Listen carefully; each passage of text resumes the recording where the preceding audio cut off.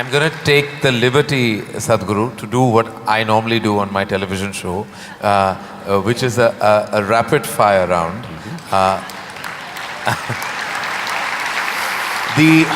Normally the end of this round… When I was young, I watched a lot of, Wild West movies. Right. So when you fire, I also fire, all right? No, but no, I promise you, this is not that kind of… You're not in my line of fire at all. I will not take the liberty of being that person. These are just quick questions which when I ask for one word, you have to stick to that. Because sometimes you have a tendency of not exactly answering the question asked. But you give such a profound and prolific retort back that it makes you very satiated. But in this case, my only request is that if it's one word, then it's just one word. Okay. And the end of this, normally, you get a hamper, but in the absence of a hamper here, you already have something, right? Yes. So, or this beautiful bouquet that is right next to you. But so there's no hamper, but you will get my utmost gratitude. Thank you. All right, very simply, what is the one thing that is essential to living a balanced life? Sense.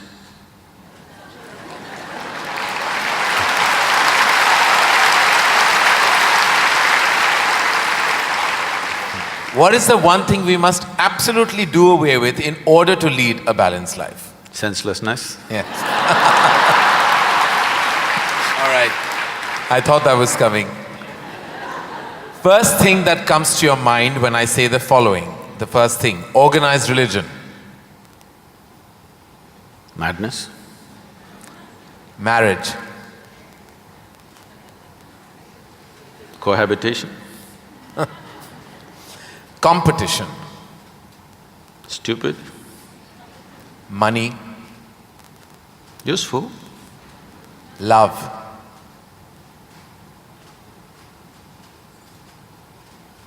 Can I say a sentence? Yes.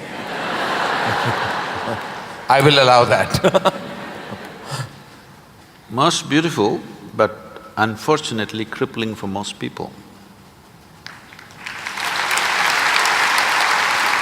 If I can little elaborate that, see, if something unpleasant cripples you, something nasty cripples you, it's acceptable.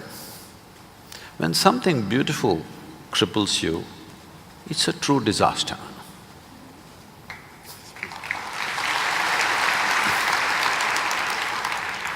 If you could ask one person, alive or dead, one question, who would you ask and what would that be?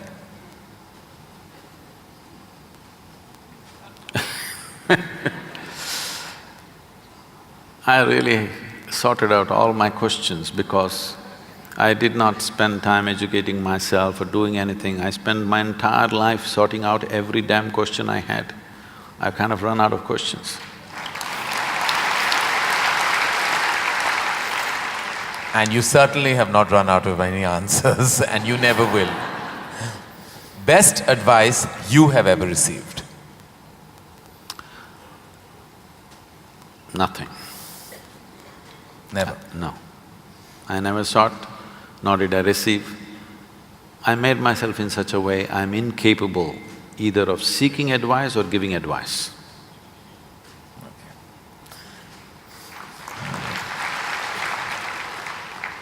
In an imaginary, completely hypothetical situation, if you had a day off with no commitments, no responsibilities, what would you spend the day doing? Oh, there are a lot of things, this can't be one word. No, it's not one word. See, I have an indiscriminate sense of passion towards everything.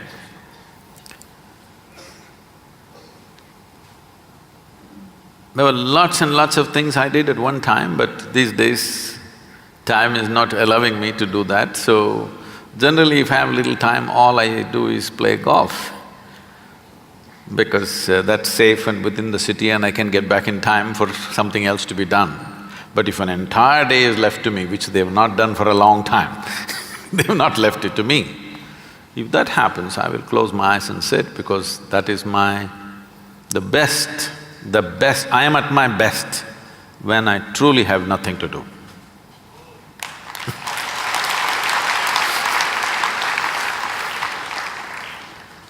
What is one thing you'd like people to remember about you at the end of your life? They must live so wonderfully that they don't even remember me.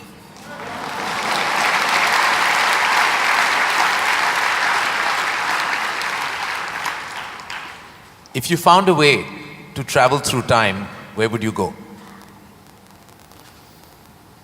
I'm kind of done with all those things. Your universe visited already, you have visas for every part of this ecosystem. If we can do some slow fire, Yeah. because that's a question with many ramifications. This, for example, traveling in the world, we jetted around and now we want to travel to the Mars, we want to travel to another place. And now that's not enough, we want to travel into the past and future.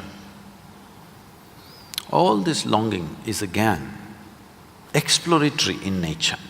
Whether you go on vacation to Maldives or you want to go to Mars, it is fundamentally exploratory. Maybe you're also thinking of relaxation and pleasure and whatever, but essentially it's exploratory, otherwise why can't you do it here? It's something that you want to do, you want to touch another place. This longing is there in the human being only as long as the life that you are remains in a seed form. That is, it did not sprout and blossom. This happened when Adiyogi was expounding the science of yoga and talking about the nature of the cosmos, how it's related to your individual self and what you can do with it. Then the seven sages who were with him, they asked, what is the nature of this cosmos? How big is it? Where does it begin? Where does it end? So he laughed and said, your entire cosmos, I can pack it into your mustard seed. Because your ideas of time and space are essentially because you're living within the framework of your intellect. If you cross that dimension, then there is no such thing as time and space. Everything is here and now. So, traveling through time, space, no, it means nothing to me because it's difficult to express, difficult to articulate. If I sound little… I have a reputation of being very logical, but if I sound illogical or silly to you, you can blame it on my jet lag. I just come from United States after 6 weeks, so you can say maybe he was jet lagged, that's why Sadhguru is saying something silly. But I'm fine. I'm saying this because you can't fit the universe into your silly little logic. Today's human being is too overly enamored with their own logic that they're missing the entire life. The gamut of phenomena that's happening in the existence is missed because the only way you can accept anything is it has to fit in to the square hole of your logic. Anything that doesn't fit into your logic, you will reject. In this, you rejected the entire cosmos. In this, you have rejected the magic of life. You have become a slave of logic and completely missing the magic of life.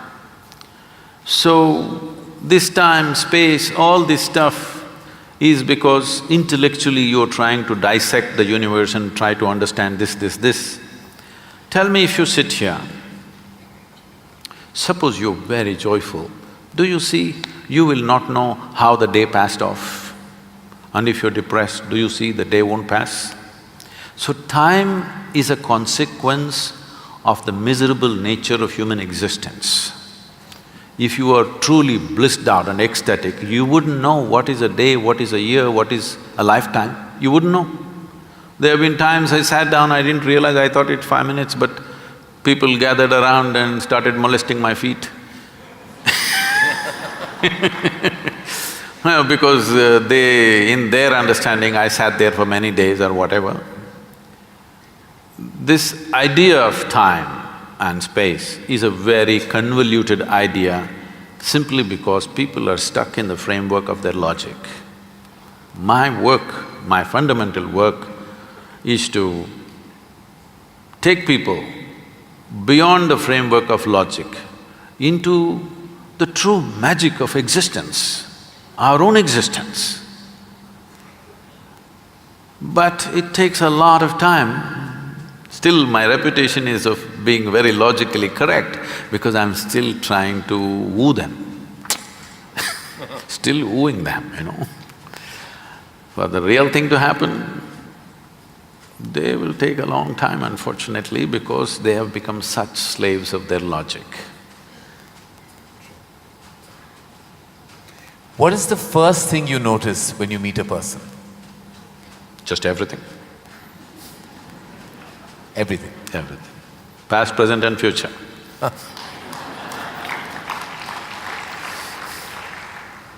Is it more important to do what you love or love what you're doing?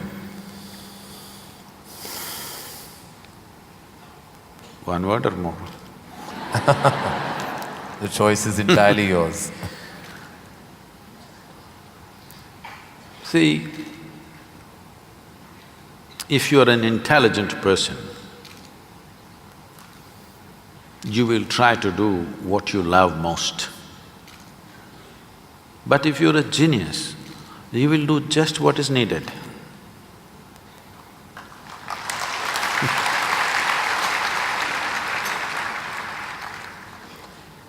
If you could be invisible for a day, what would you do?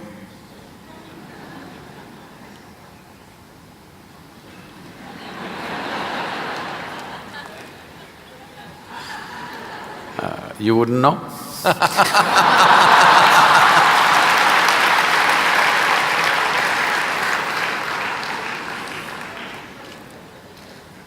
With due respect, what is your biggest weakness?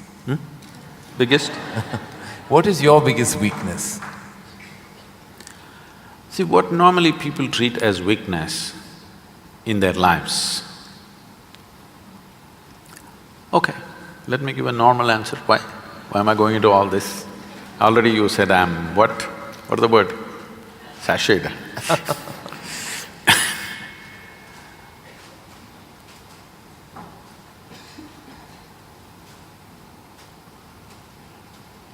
My biggest weakness is, I love danger.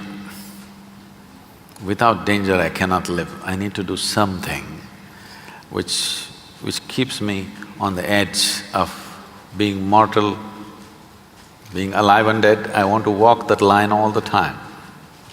Every day I'm stepping on it one way or the other. Is it a weakness? I don't think so, but people think, Sadhguru, you shouldn't risk your life like this. But if there's no risk, I feel I'm not being… because most of the time in my life, for whatever I'm doing, I don't feel tested. It's only in moments of danger that I feel little tested. So my weakness is, I like to be stretched, you know. For all the time when I was riding across India and later on I started driving, my only wish was that to find a machine which will test my skills. Always found the damn things broke down if I took it to my limits. These days recently I'm beginning to get to do a few machines which are testing me, whether I can push it all the way or not. Maybe that's because of my age. No. If I had met them much younger, I think I would You would have… have managed to work around them. One thing the world doesn't know about you. They don't know a thing about me.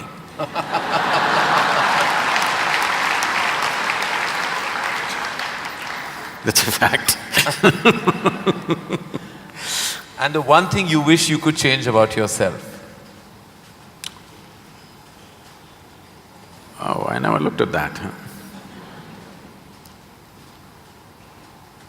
I could speak Hindi. No, I'm sorry, Marathi.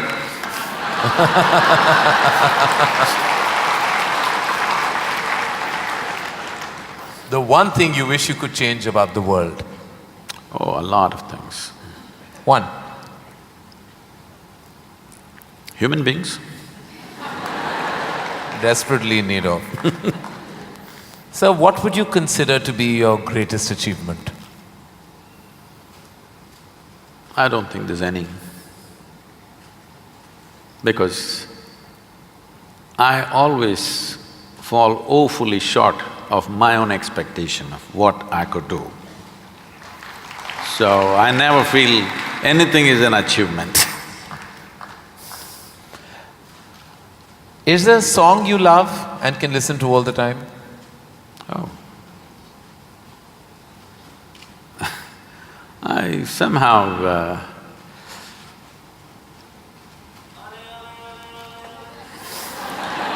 now probably because this came to me at a certain time when I was in my early teens maybe. So this one song kind of comes back to me more often than anything else. It's not that I even seek it, but somehow one way or the other this song keeps coming back to me. Is how many times Okay. I know you haven't seen any of my films, but do you have a favorite film? Oh, I've seen many good movies. At one time I saw a lot of them. I've not seen much of Indian cinema, but I saw a lot of, English cinema. But one movie that I thoroughly enjoyed at that time, because on that day the way things happened, many life situations fell together and everything, was Roman Holiday. Oh. Well, I have to say that that's the first film I've ever seen in my life. My mother took me to the cinema. Here we are. It is true. Roman Holiday is the first film I ever saw. It was my introduction to the big screen. I'm glad I have something in common with you. That image of Audrey and Gregory Peck is somehow just stayed with me. Wonderful. It was probably my age. Yeah. Oh, it must have been. Something you enjoy doing and wish you had more time for?